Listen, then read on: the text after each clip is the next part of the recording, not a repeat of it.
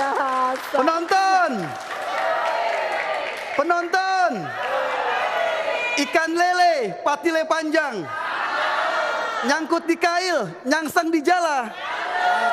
Kalau ada yang main curang, jangan biarkan merajalela.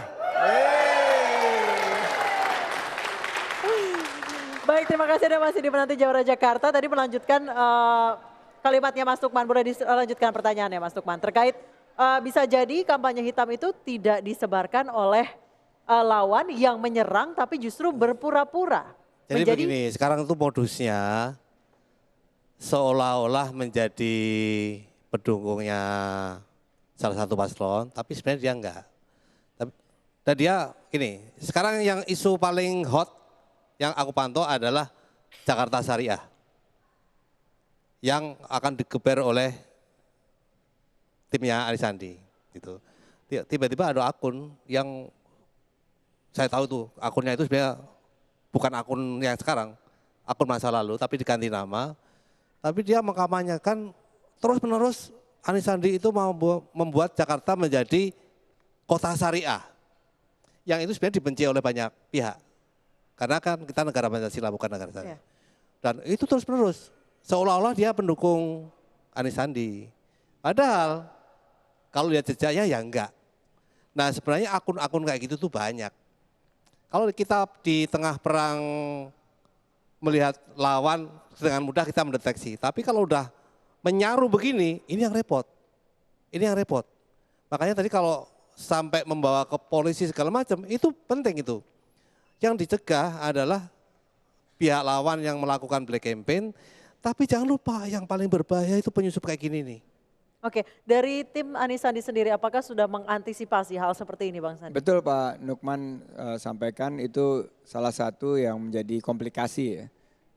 Yang kita sebut sebagai pseudo account yang sepertinya terafiliasi sama kita padahal enggak sama sekali gitu. Jadi tentang syariah itu sudah langsung kita bantah dan kalau kita lihat sebetulnya yang disebar itu mirip aja enggak tanda tangannya sama kita gitu loh. Nah yang terakhir-terakhir disebarin udah mulai agak mirip, tapi tetap aja itu hoax. Jadi kita bantah bahwa itu bukan dari pihak kita dan kalau mau statement resmi dari pasangan Anies Sandi itu adanya di www.jakartamajubersama.com. Nah itu baru www.jakartamajubersama.com. Nah itu yang statement resmi kita. Kalau ada statement di luar daripada apa yang disampaikan di tadi situs resmi kita itu adalah dipastikan hoax. Hoax kalau kata Bang Effendi. Ini penting betul ya. Jadi maksud saya harus berulang-ulang dinyatakan seperti itu. Bahkan kalau kita lihat kemarin pertarungan Hillary melawan Trump di Amerika juga begitu.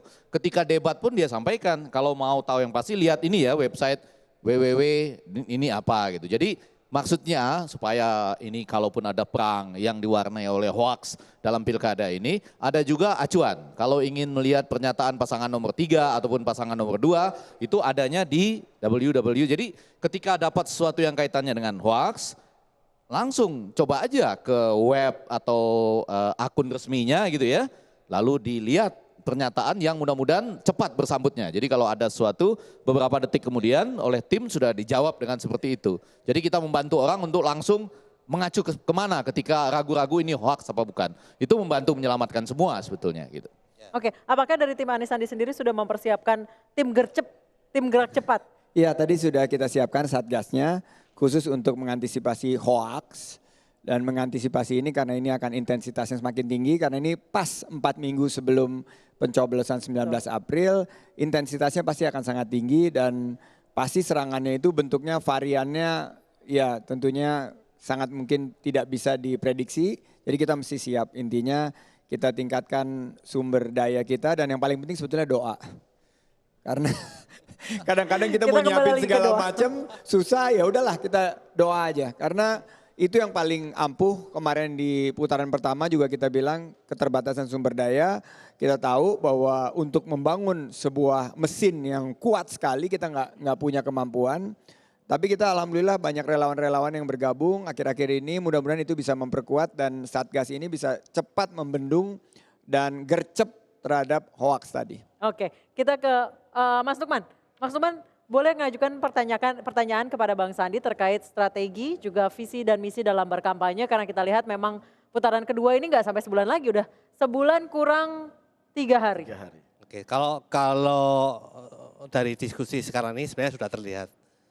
Jadi daripada capek-capek melawan kampanye hitam, mereka berdua ini mau membangun konten-konten yang positif, Betul. ya kan? Jadi energinya dipakai untuk ke sana. Setahuku begitu. Nah, pertanyaannya adalah, itu untuk menjangkau siapa? Untuk menjangkau siapa? Ya, dan dimainkan di mana? Terus kontennya apa aja? Oke, silakan Bang Sandi. Jadi Mas Nukman, kalau kita lihat hasil putaran pertama, memang 57% warga Jakarta itu menginginkan gubernur baru. Dari 57% itu 40% memilih Anies Sandi, dan kita sudah testing validitasnya bahwa di putaran kedua hampir 99,9% dari mereka akan memilih Anies Sandi lagi. Ada 17% yang perlu kita sentuh, itu yang memilih Mas Agus dan Pok Silvi. Kontennya tentunya harus konten yang mempersatukan, karena ini tadinya pasangan calon nomor urut 1 bergabung di perahu pasangan calon nomor urut 3. Apa saja yang mereka inginkan, misalnya lapangan pekerjaan, bantuan permodalan, OKOC, perluas kegiatan untuk RT RW dan lain sebagainya, itu kita harus masukkan konten-kontennya. Nah, yang paling penting memang kita melihat bahwa sekarang udah mulai shift momentum. Saya ngelihat ada perubahan secara tektonis di akar rumput. Dimana kalau kemarin saya datang sekali lagi nih saya pakai Paseban karena di sini relawan yang dari Paseban.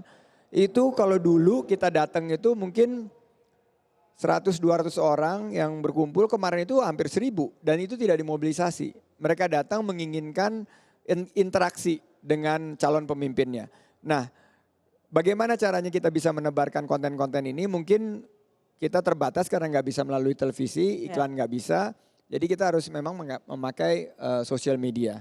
Dan sosial media yang kita fokuskan Facebook dan Instagram. Facebook karena paling banyak pengguna warga Jakarta itu pengguna Facebook, baru nomor 2 Instagram dan terakhir Twitter. Oke, sebenarnya saya ingin bertanya lagi ke Bang Effendi, tapi waktunya udah habis Iya, sih kalau Bang. saya cuma pesan pendek aja bahwa kan yang mau diperebutkan kurang lebih 450.000 suara buat mencapai 50% plus 1 dari celah 22% yang kemarin tidak memilih, ditambah 17% suara AHY dan Silvi begitu ya. Karena itu, jadi mungkin 2 itu yang harus betul-betul dijelaskan sama kita semua, bahwa KJP itu betul-betul tidak akan dihapus. Dan yang kedua bahwa kalau pasangan nomor 3 menang tidak akan membentuk pemerintahan daerah DKI Jakarta yang berbasis syariah. Itu kata kunci ya, itu yang sedang ditunggu-tunggu oleh publik. Oke, gitu. Bang Sandi, closing statement. Satu pertanyaan saja, jika Anda terpilih, singkat saja.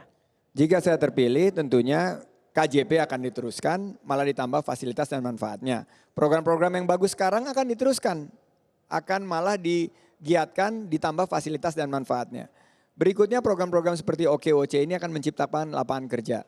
Dan jangan khawatir terhadap kemampuan kita untuk mereplikasi sistem-sistem pendidikan yang sekarang ini kita harapkan akan lebih tuntas, berkualitas. Jangan sampai terpengaruh hoax, apalagi kalau berita-berita yang tidak bertanggung jawab, seperti kemarin diangkat masalah syariah tadi yang disampaikan tadi, itu perlu tabayun, dicek dan ceknya ke www.jakartamajubersama.com. Oke baik, terima kasih Bang Sandi, terima kasih Bang Effendi, terima kasih Mas Lukman. Masyarakat Jakarta adalah masyarakat yang cerdas dan pemilih yang cerdas, pemilih rasional yang cerdas. Jangan begitu saja percaya pada berita bohong yang tersebar di media sosial. Sekali lagi, masyarakat Jakarta karena masyarakat yang cerdas harus cek dan recek kebenaran berita-berita atau informasi yang diterima. Saya Hansa Dasuki. Dan saya Bang Opik. Kami undur diri, kita jumpa lagi minggu depan di Menanti Jawara Jakarta. Terima kasih.